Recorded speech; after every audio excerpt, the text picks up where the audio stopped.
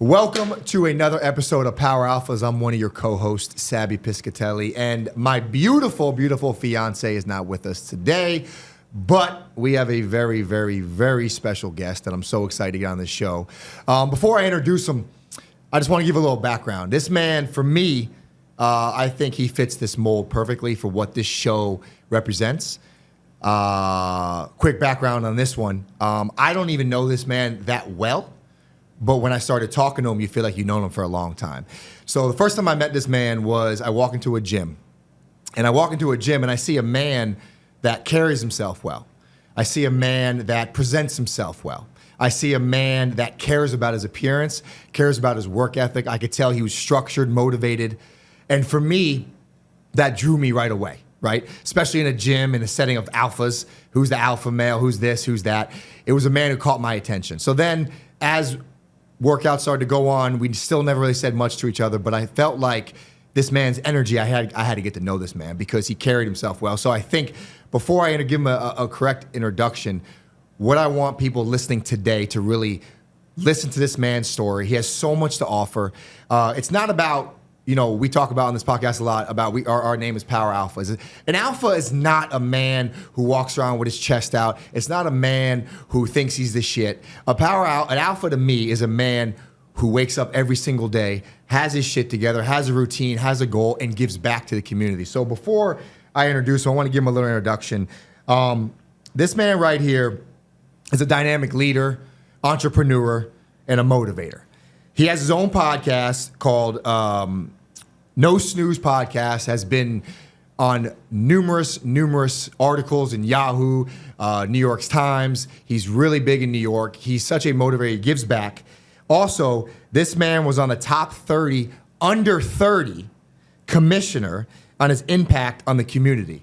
So this man not only motivates young men, he always takes care of a community and wants the community always to get better. Also, he is a co-founder of something called ACE. It stands for Action Cultivates Excellence. And for me, just following on Instagram inspires me because I could tell he wants to share his story, share his energy, and give back to the community. So I'm excited. Hopefully you guys are excited to hear about this. David, Reggina, man, appreciate you coming on the show, brother. My brother, man, thank you. I'm sitting, I kind of got the chills a little bit. It's always, when you're a humble person, sometimes you may not look like a humble person, right? A lot of people might say, wow, you got muscles, a beard, tattoos. I'm sure you get that all the time, even though you're not rocking the beard. But, I think we got to get you on board. I can't grow it. But, I will say, man, the accolades are really cool. But that's not what any of this is about, Absolutely. And before we get started, before we dive into things, I really just want to acknowledge you. I really have a lot of respect for you. You're a very kind man, which there's a lot of negativity in the world. Absolutely. And you put out a very strong, positive message. I love your love with your beautiful queen, as you refer to Amanda. I think you guys are really great role models for the community at large, and you're touching a lot of people, and everything that you're doing is in extreme alignment with my bigger purpose as well. So I think that's really how we hit it off. That's how we connected. But, talk about an appearance in the gym. You see how tight this man's shirt is here. That's how it all began. So I'm excited to be here, man. Absolutely, Thank you. man. Thank you. And listen, that's why I'm so excited about this podcast because I feel like these listeners listen to this. They get to hear a story.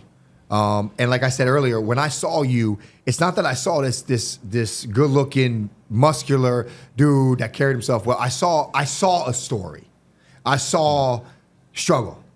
I saw a man who overcame a lot. So before we dive into your story, like I always start these podcasts, I want you to give the crowd, I want you to give people listening a little bit of background about yourself, where you grew up, family, and that kind of et cetera. Just kind of go from the beginning of how it started for you. Yeah. So we're locally recorded in White Plains. Shout out Greenleaf. But I grew up in Mount Vernon, so not too far away, right here, Westchester County. And I had a really good upbringing, man. I did. But there was a lot of struggle that came with it. I have, mother and father who are still with me today. But mom battled addiction for the first 28 years of my life, which really had a strong impact. Not necessarily growing up, though. I thought it was just normal. But mom was heavily addicted to, like I said, drugs and alcohol. And what that caused was a lot of stress in the home.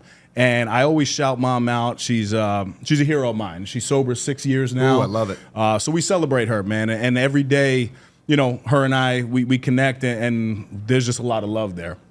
But there was a lot of stress. And what that stress did was it forced me to grow up quickly. I was more of a leader early, not only in the family world, but I fell in love with sports. I fell in love with programs, activities, and services. You were talking about the community before, and my community in Mount Vernon, New York was always there for me. So it just happens to be in alignment with what I do professionally. So that's how I got into, sports growing up. But the stress had a huge impact on me. I was diagnosed with Crohn's disease at the age of 16, and a lot of people don't really know what that is. So internally, you have 28 feet. Your large intestine, small intestine, we all have that. And what Crohn's disease is there's basically white ulcers. So anytime you're eating, and it's going through that digestive tract, the ulcers flare up. Okay. So this is not really normal for a 16-year-old, but they ended up finding that it's either hereditary, which one of my older cousins, he got it at a young age, but it's also stress-induced. So because of the stress, I believe that the Crohn's kind of, began to flare up pretty early. So, I battled the weight loss journey of, not in a good way, man. I was 190 pounds in high school, and within 4 months, I shot down to 153 pounds. Ooh. Wow. So it was extreme weight loss, and I was carrying toilet paper in my backpack. I mean, anything that you could think of, man. But the one thing that never changed for me was my mindset. I started to really dwindle away, and I was heavily recruited for basketball out of high school. I was a good high school basketball player. Never really had a great college career, though, because of the Crohn's, kind of sidelined me. But I always had a feeling that I was going to beat this. The doctors would come in and say, oh, you're going to live with this for the rest of your life. And I just started picking up books because I wanted to learn. I wanted to figure out what diet, what exercise worked for me. And I figured out through sport that when I was playing sports or when I was active or when I was working out, the stress level was being reduced. So I was like, wow, this is like the formula. So I was always outside growing up, which is something I think kids need now more than ever. Get off the phones, get outside. But that's how I grew up, man. It was tough, but it was okay. What I like that story right there is that you wanted to overcome something that doctors told you, hey, man, by the way, you're going to live with this for the rest of your life, right? Most people would take that and be like, okay, shit, there's nothing I could do about it. But what I like, your work ethic, your determination, you said, you know what, I'm going to figure this shit out myself. I'm going to read books. I'm going to figure out what I can and can't eat. I love that, man. That being said, I want you to dive into a little bit. I follow you on Instagram. I really admire your relationship with your daughter.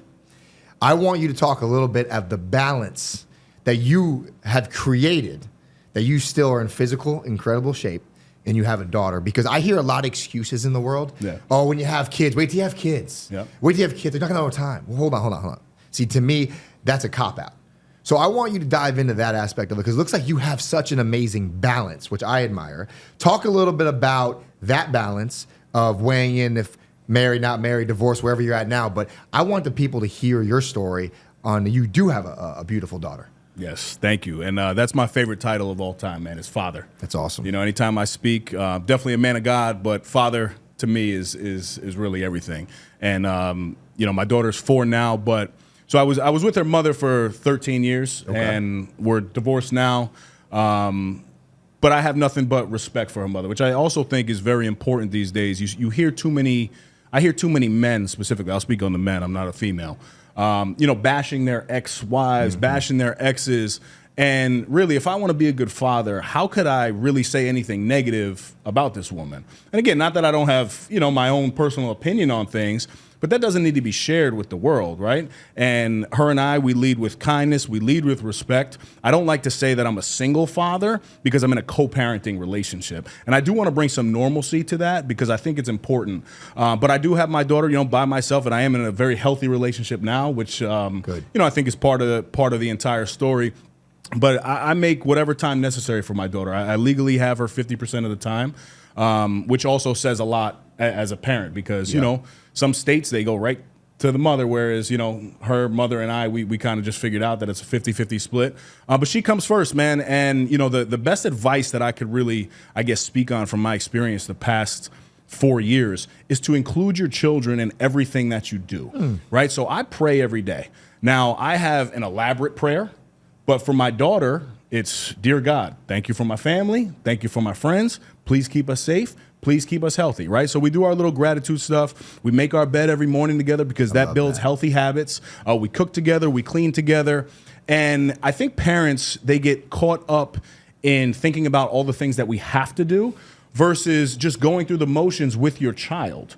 You know, now she's getting to the age where she's riding a little bike with training wheels. So we go outside and, you know, I'm taking a jog and she's riding the bike. But everything that I've done, I've learned how to include her in the process, which really has, I think, changed her life already, because when we're around other individuals and other family members, you know, and other families, not family members, I'm sorry, I see a difference. You know, my daughter is very interested in, you know, cleaning up the living room and then chopping the pillow so it sits she sees nice her up. daddy do it. Right. So her norm is a little bit different. I mean, not that anyone else's norm is bad, but like, I'm not doing these things really just for my daughter. I'm doing them for me, right? To make sure that my house is presentable and my space is clean. And at the same time, she's actually learning, and that's becoming her norm too. Man, I absolutely love that because, and we'll talk more about this later, but mental health, right, is always something that is a constant battle for men, women, any nature, right? And we're gonna dive in a second. But the reason why I bring up that mental health, when I went to therapy, 2019 was a rough, I had a really rough year in 18. We talked about it on your podcast, actually. But when I went to therapy, one thing I learned that really intrigued me was, as we grow up and as we're men or women, we get 99% of the traits from your parents from 1 to like 7 years old. We don't even know it. We're like sponges. So we see what our dad is doing. We see what our mom is doing. And they might not even realize that they're giving us these traits at this young age, but they are. So for you to give your daughter, the simple trait is wake up and make your bed. That is such an incredible positive habit, right? Wake up and, you know, brush your teeth. Wake up and say a prayer, attitude of gratitude. I mean, I'm 40 and I just really realized the importance of waking up with the attitude of gratitude. I've been a religious person, but what I think is so beautiful about that is you really are teaching your daughter at such a young age, because you're almost teaching her without even knowing you're teaching her, because she's just reading you. She's reading you. And I think that's such a great message out there for the people that have kids, right? Is that we do, as we grow up and as we see these traits that we might struggle from mental health, it might be something that we saw 20 years ago that we developed from our parents that might not be a good thing or a bad thing, but for you to be so self-conscious of that, it's very impressive, man. I'm impressed by it. It really is. Thank you. Thank you. And I think your daughter is, you know, I've never met her. I've seen her on Instagram, but just looks like such a well-behaved, like you said, intuitive and tentative. I love to see it, man. Thank you, man. Yeah, funny story. So, you know, you always hear that human beings, we crave structure, right? Absolutely. And I'm seeing it now more than ever, and it's fresh in my mind now. So this morning, once a month, I have a cleaning lady come. She does all the deep cleaning and stuff. Deep cleaning, yep. You know, but on those days, I don't make the bed because I'm like, well, I'm paying her, so she'll make the bed, right? Yep. So I get out of the bed, and my daughter looks at me, and she's like, Daddy, we need to make the bed. I'm like, no, baby, Dalva's coming today. It's okay. We don't have to make the bed because she's going to change the sheets and, you know, she's going to do the laundry and make the bed. She's like, oh, no, we have to make the bed because that's a healthy habit. So I didn't even fight with her. So you can see the age, though. She's still 4 years old because she still doesn't understand that, like, we don't need to make the bed because somebody else is going to make it for us. Absolutely. And, you know, we're blessed to have that. Again, I only have it once a month. But, you know, it just shows how human beings at the age of 4 are already craving that structure. So, you know, that message would really be to anybody. Such a small thing. I don't know if you've heard that Navy SEAL speech. It's a phenomenal thing. But he delivered this great keynote, and it was all about just making your bed. Because taking 100%. That first positive action in the morning could change the tone for your entire day. Because 100%. Every single day is a battle, right? And especially if you're an adult, you're going to have challenging moments. You're going to have challenging times. But you still have a choice, right? To dwell on that negativity, even though you know that it's going to come. Or you can get up and do a positive action, right? I have this theme that I have a negative thought, because I do all the time. We all do. I take a positive action. And I still have bad days, don't get it twisted. But, you know, I like to pride myself on having many more good days than bad days. Absolutely. So that actually leads me to one of my next questions. My question is, walk me through David's day. I want to know your day, your routine, your regimen. Walk me through it, because I want the people listening to hear it, because I'm impressed by the physical appearance of it, right? And I don't know the deep of it, but I want to hear the deep of it. Yeah. So the majority of my stuff happens between 5 a.m. till 9, right? But the funny thing about my morning routine, for me to be the most successful, everybody should turn it up a little bit louder, because this might be the most impactful thing that I say. If you have a morning routine, it's imperative that your morning begins the night before. And there's power in preparation.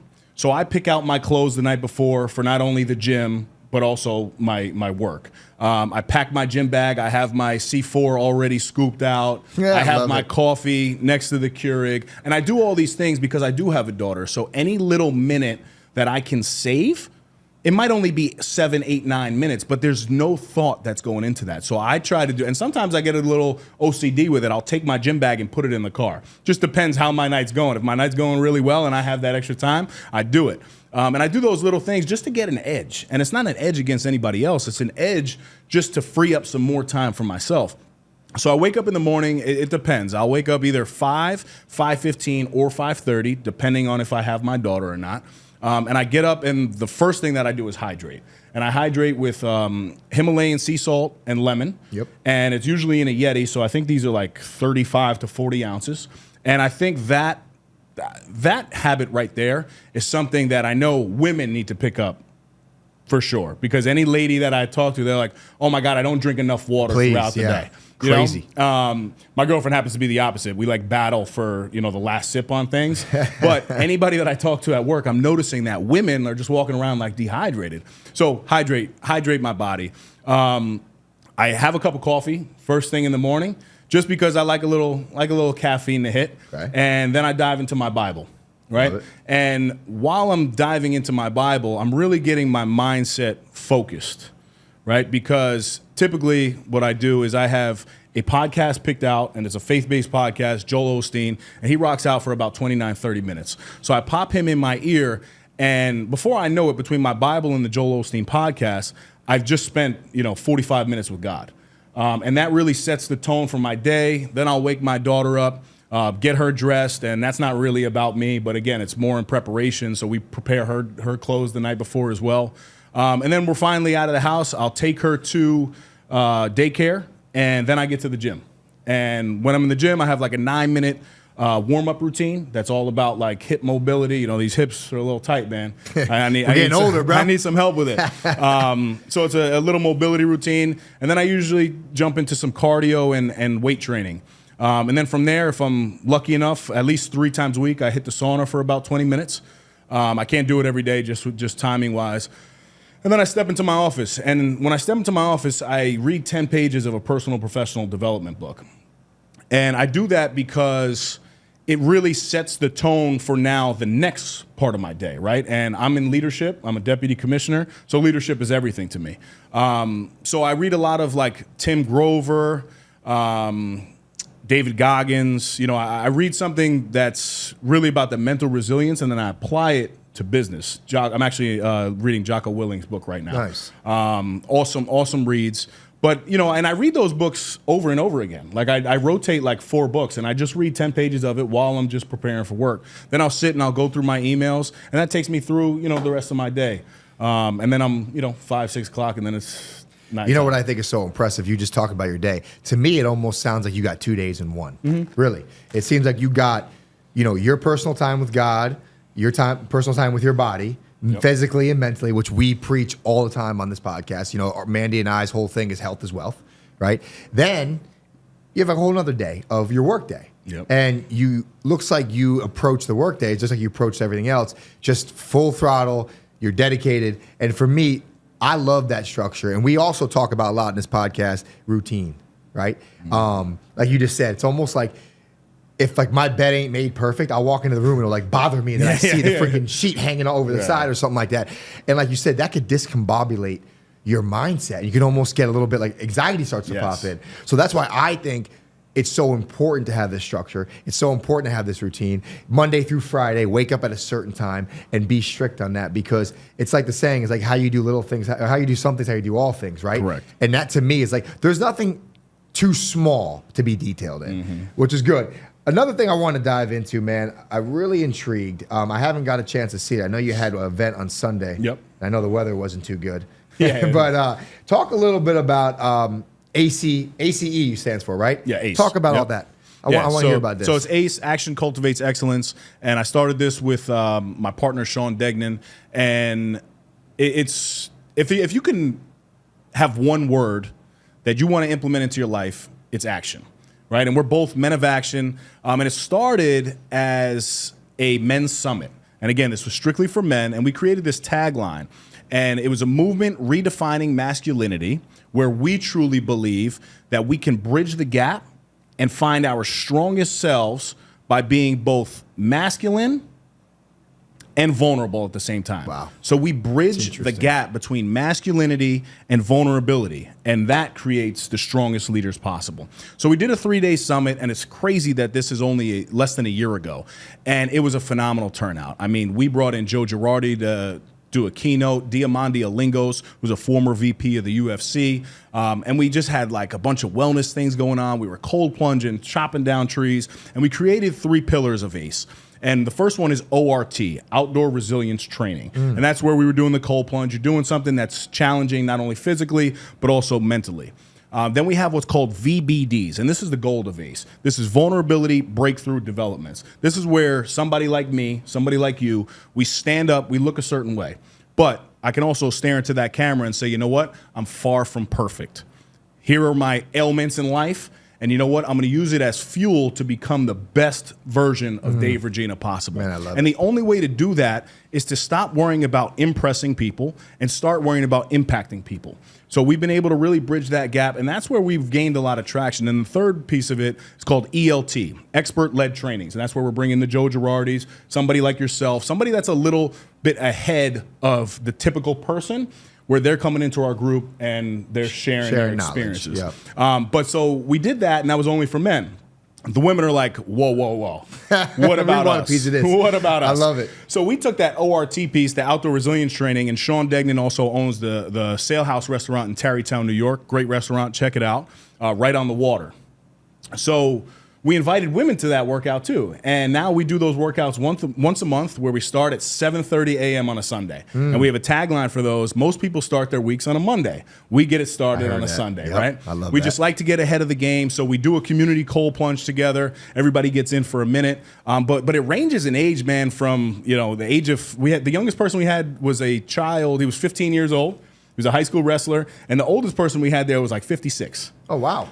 And we had about 40 people, and then we do a 1-hour body weight like boot camp. Yep. Where we bring in different trainers to just kind of bring their gold, and then we sit down and we break bread together like a family, man. So it's a great experience. We do it once a month, and that is how we were able to tie the women in. So it really grew from just that movement redefining masculinity, which is still our goal. That's our bread and butter, right? But we've been able to tie in everybody else to it. And now we're just located. If anybody listening to this, where can they come and join the next one? Yeah, so all the workouts, they happen at the Tarrytown location, which is the Sail House restaurant. Don't know the exact address, but you can follow me on Instagram at Dave Reg, and you can get everything there. So what I really love, and I want to speak about this for a second. What I love, you said the vulnerability. And quick story, I wish Mandy was here because he'd probably vouch for this, but I want to say a quick story. When me and Mandy really fell in love, and like you just said, the way we look, right? We take pride in our physical appearance. We take pride in our mental. We take pride in how we carry ourselves, right? So some people might look at us as either cocky or arrogant men or confident men, right? So I guess even the old Italian culture is like, oh no, tough, right? So I remember Mandy said to me one time, she's like, you know what I really love about you, Sabby? She said, you accomplished so much. You were starting safety in the NFL. You have this reputation of just how hard you work, how tough you are, what you look like. He goes, but you are vulnerable. And I love to see the vulnerable side of you when you get emotional.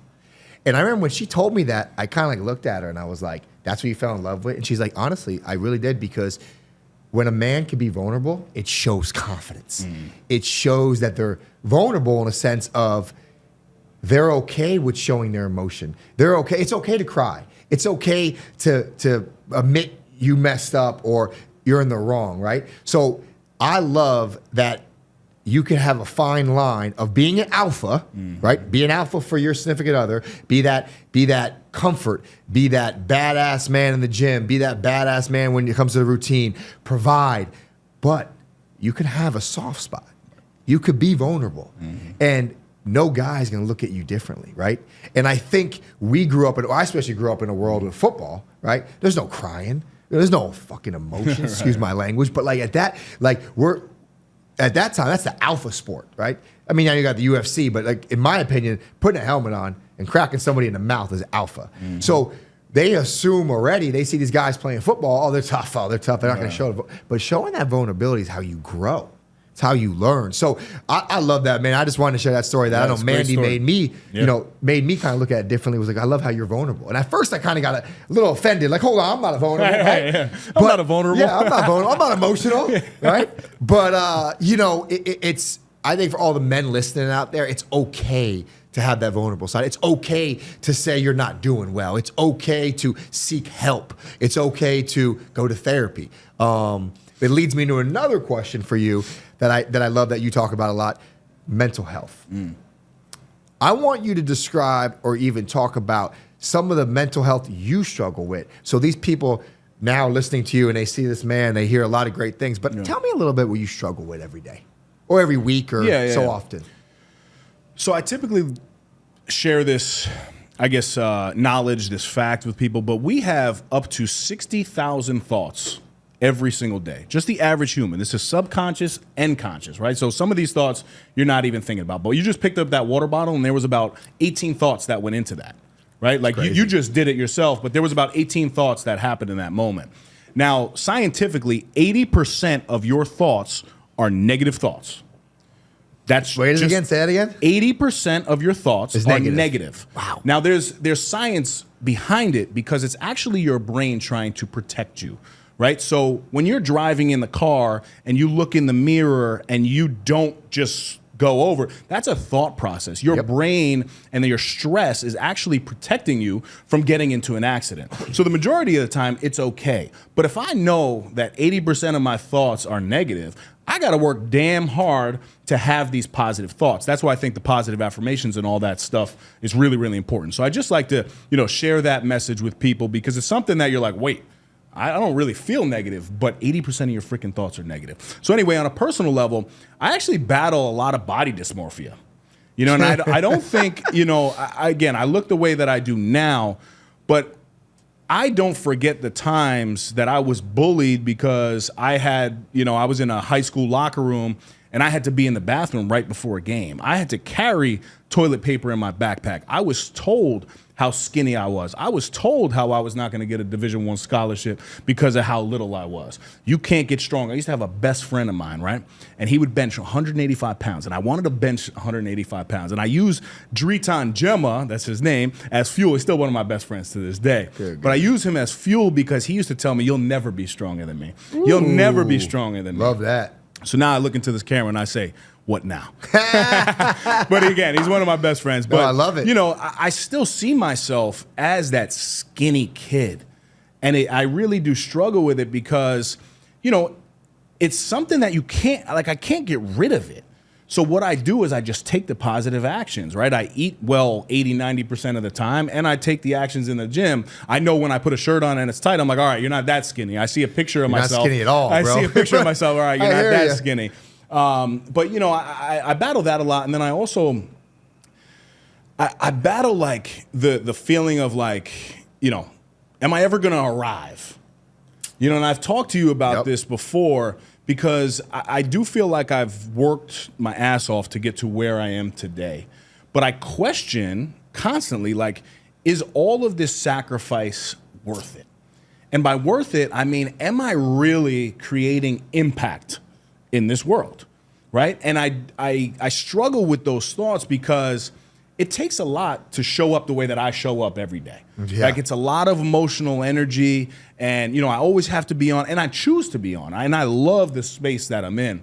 But I'd be lying to you if I said there are thoughts in the morning when I first wake up and I see that alarm clock, right? I created the No Snooze podcast because the first thing you see in the morning is that snooze button. You have two options on your life. You can go back to sleep on your dreams and aspirations, or you can wake up and attack everything that you do. But I'd be lying to you if I said that I don't have the, man, hit that snooze button and just go back to sleep. I have those thoughts all the time, but I take that positive action and I do it every day and I do it consistently because I know my deeper purpose. But there's plenty of things that I have that I struggle with on a daily basis. You know what I think you just said that really intrigues me, and we can get deep in this for a second, is like you said, will I ever arrive? Is that what you said, right? Yes, correct. The reality is you have arrived. And the reason why I say that is this. It's like the concept that I even struggled. I remember when I was a kid in high school, I was like, man, if I could just get like $1 million signing bonus and sign my name, I'll be done forever. Yeah. Right? Well, then you get it, and you're like, it's not even close. The point I even use that analogy for is we have to enjoy the process of something, because we all create or fabricate this destination that we're going to get there, and it's going to be like, oh, it's over, you're this, you're so rich. But that doesn't exist. And I want to relate to something for a second. When I say you, I say us as individuals, men, women, whatever it is. You set a goal. We perceive that at the end of that goal, everything's going to be perfect, it's going to be right again. Lucky charms. Yeah, exactly, right? But guess what? When you achieve that goal, most of the time we don't even acknowledge it. We keep going through it and create another one, right. And then create another one, and then create another one. And next thing we look back and say, are we ever going to arrive? But you arrived 10 times already, Yeah. right? So it's really a misconstrued concept that I feel like I've learned. I remember, I thought when I saw an NFL player when I was a kid, I thought it was like God walking down the street. Like if I was like in high school and something, that kid played in Major League Baseball or NBA or NFL, I used to look at him. I felt like he was hovering. I felt like he's not human, right? Yeah. So I'm like, I'm going to get there one day, and I'm going to be so rich, and I'm never going to work again, and I'm going to be the best. And all of a sudden, you don't enjoy the process, right? Because you're thinking that there's an end goal that's everything's going to be there, but you already did. You already had so much accomplishments and so much things to be proud of already, but we pass that up thinking that, am I ever going to arrive? But we already arrived. So I know what you're saying. The concept is maybe you have goals financially. Maybe you have a bigger house involved. Maybe you have nicer cars or more cars. That's great. But I think you and all of us, and me, I have to work on being in the moment and being grateful for every single day, because every single day is an accomplishment of what we achieved. Right? Like you said, you created a podcast because No Snooze podcast because you want to not hit that snooze button and attack every day. So every day you're winning. Every day you won, but it starts over again the next day. Correct. So I think that's a really intriguing thing when you say, sometimes I struggle with if I'm ever going to arrive. It's like the concept is people are like, oh, if I get to this amount of money, I'll be good. Yeah. But they don't realize when they get to that amount of money, now your bills are a lot higher. You're living up to, well, that money's going to go. Right. So it's all perspective. Right. So, me even just hearing you say that, I just want to remind you of a saying that I heard. The only thing that follows hard work is results. And you continue to work hard and you continue to have many, many results. I think your personality, you're never going to be fully satisfied anyway. So you're going to have that little emptiness. And I think that's what we all got to work on. Yep. You still think you're skinny. Dude, you're freaking 240 something, chiseled, jacked, shirts like an extra large and it's tight on them. But I think that's what keeps you motivated every day, right? You don't think you look like that. Right. And that's great. But sometimes you got to pat yourself on the shoulder. Listen, man, my brother, I appreciate that. But I will say this. I think that's the addictive part for me for personal and professional development. Because the reality is I've consumed so much knowledge. But if I were to stop tomorrow, that's the beginning of my decline. So Absolutely. I constantly am chasing that every single day. What can I learn today? How can I serve somebody? Right? I have a tagline, always learning, always serving. Because if I'm not doing those two things, I almost feel dead. And that's why I also struggle with like having these rest days. That is something that you get mad at me about. I'm trying to get this guy to stay one day out of the gym. This guy's like 8 days a week in the gym. But he creates another day. I struggle with it because I'm like, yo, I gotta be doing something. But also, you know, I do think that again, I do come from a family of addicts. Right? It's not only my mother. I have other family members that have that addictive personality, and I certainly have it. You have it, but you put it in the right places. I've chose to channel it, but I want to be clear. I don't think any addiction is a good addiction, and I think that's something that my daughter actually taught me early on, too. I used to be very upset to the point that I almost felt like I couldn't function if I couldn't get to the gym, right? Whereas now, when you have a child, you get humbled quickly because if your child doesn't sleep, you're not sleeping either. If your child is sick, you think that I'm going to go to the gym when my child is sick. So it's been a really good thing for me because there's so many times, you know, that your child just has things going on and you can't get to the gym, right? I'll find a way to work out in the basement or something when she's napping. But I really used to struggle with my routine was everything to me. Whereas now, if I miss something, it's okay. See, that's going to be a culture shock for me when I have kids. Me God and bless. Mandy. We talk about it already. Yep. Because we're very structured like that and we're very independent right now. But it's like, we have a kid, it ain't about us no more. No. He's laughing at me. It's not. But, you know, you just said something, too, that reminded me of a quote that Coach Gruden said. Tampa Bay Buccaneers. Shout out to Coach Gruden, one of the best coaches I ever played for. Drafted me in the second round, 2007, changed my life forever. So, Coach Gruden, special shout out. You'll have a place in my heart. Thank you. But he said something that I applied to life. And obviously, he was applying it to practice, but you could apply it to life. He used to say before practice, he said, guys, every single day, you're either getting better or you're getting worse. There's no such thing as staying the same. And that's how he used to say in football. But I apply that to life because like you just said, every day you get up, right? You're either getting better or you're getting worse.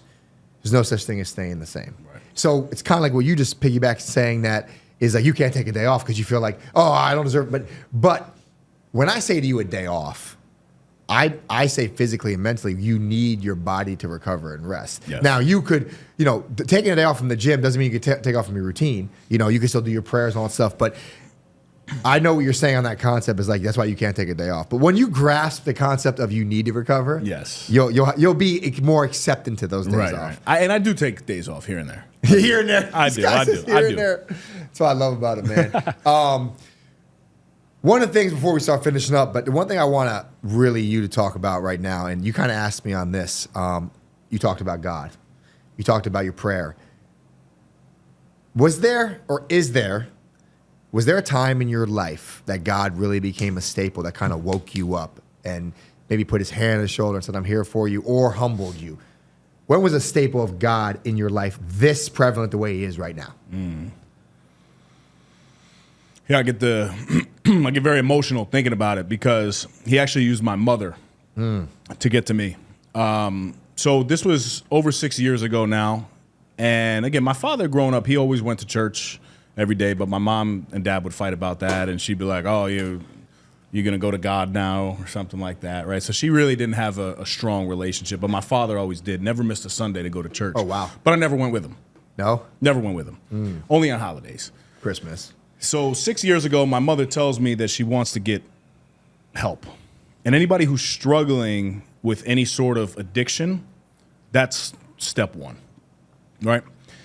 And she comes to my house, and I'm the one that has to give her the Xanax when she needs it because the doctor told me, listen, you can't just withdraw her from this process while you're trying to find the rehab center for her.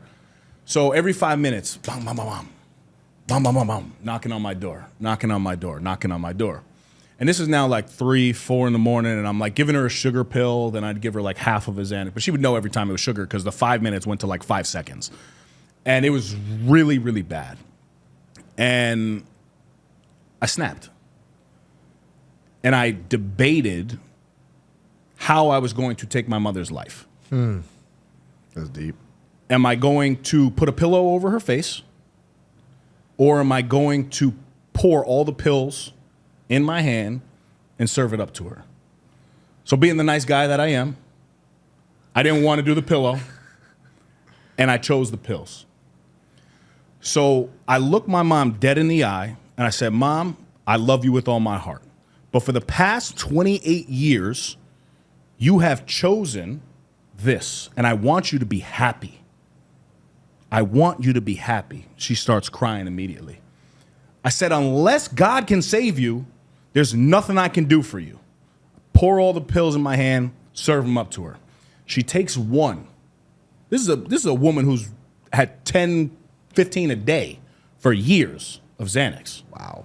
Takes one pill, eyes roll to the back of her head, bangs her head on the headboard. I'm like, she's dead?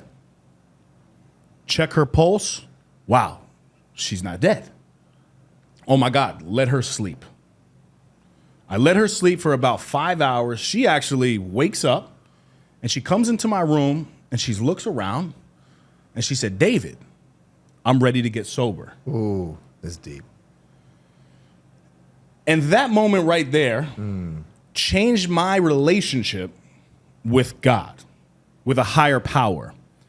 I, for as long as I can remember, always wanted to portray perfection because my life was so imperfect, right? I had, a failed relationship that was going on at that time too.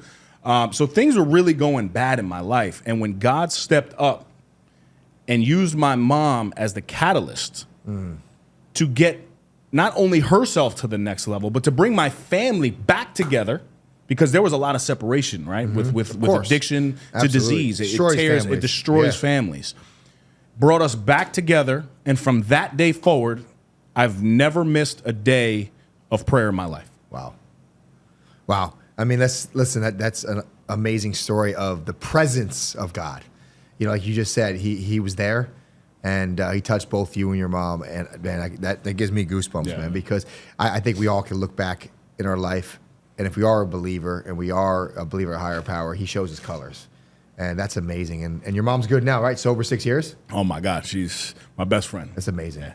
Oh, I love to hear that. So from, to finish that story, we were calling everywhere too, right? Calling California, Florida, Maine, trying to get a rehab center. Nobody can get us a bed. And the ones that could, $50,000, $80,000. I'm like, whatever it costs. I don't even know if I have that much on my credit card, but we'll put it all together and make this happen. I call one lady, and she's like, are you near New Jersey? And I'm like, I can be. I mean, I'm in New York, so it's not that far. She goes, I'm over here in California, but I personally know somebody who's getting discharged today. Call them now, see if they can take you. It was like 7 o'clock in the morning. I call this lady. She's like, yeah, I have a bed if you can get here by 5 o'clock. I'm like, by 5 o'clock, I'll be there in 15 minutes. Absolutely. So I end up taking her there, and we sat my mom down, and of course, God was right there, because right above her, and if you know these facilities, they look very industrial. They're a little scary. We drove up this long, dark driveway.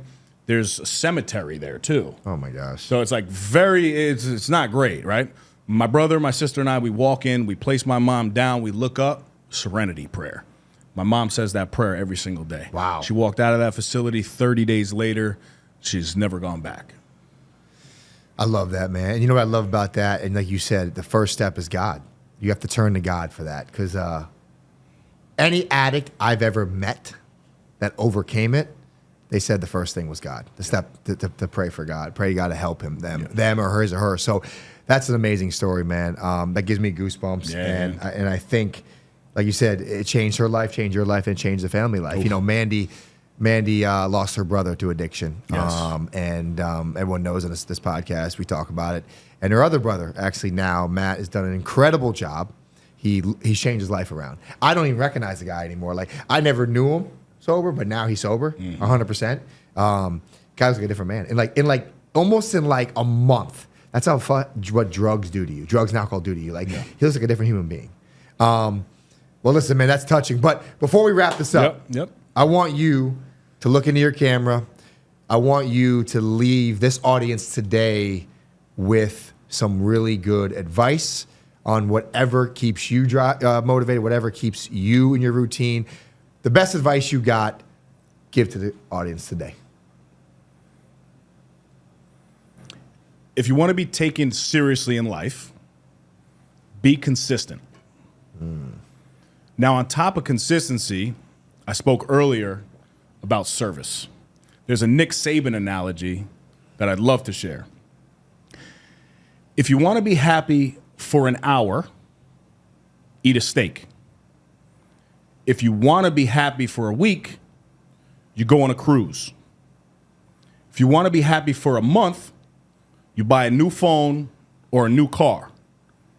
And if you want to live a happy life, ask yourself this question. If I were not here today, would I be missed? Now, that's all about service, because I can take that and I know that in my job, me as a father, I have to do something every single day to make sure that I impact somebody. If I see an old lady standing by a door, I better go open it for her. You just impacted that person. Smile at somebody in Starbucks when you see them if their head is down. Impact somebody. Provide service to people. And once I started to change my thought process on just being of service, my entire life changed. Be disciplined and consistent, and be of service. Man, I don't think there's any better advice out there. I think this man right here lines up perfectly what Mandy and I try to portray on this podcast, what we try to make relatable to everyone out there listening. This man right here is a perfect example of what you need to be successful day in and day out. And when we say success, I'm not talking about money in your bank account. He did not say nothing about money. He didn't say nothing about how much money he's got. He was talking about giving back. And I think that's some powerful words. So listen, I personally want to thank you for coming out today. You guys follow him. He's got No Snooze podcast. I was on it about a month ago. Yep. So you can go to my Instagram, look it go to his link, follow him. You can follow us on Apple, YouTube, Instagram, Twitter. Please, until next time, have a great day.